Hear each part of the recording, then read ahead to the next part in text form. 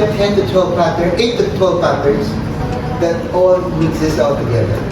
So even if you get confused, if the contractor gets confused, he just installs without looking at the numbers. And it will all make sense.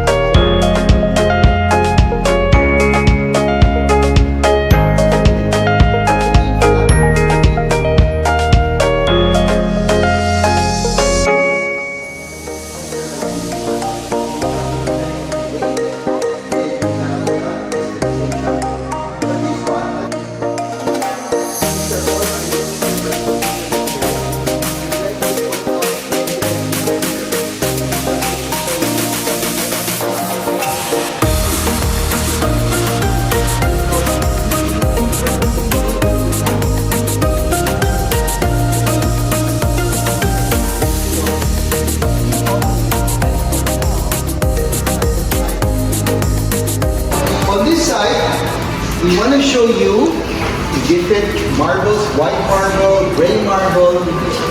It's kumbaga ito yung parang different choices. Now, I'd like to highlight this to you. This is our Taj Mahal. This is another technology that we have. This technology naman is that the printing is deeper.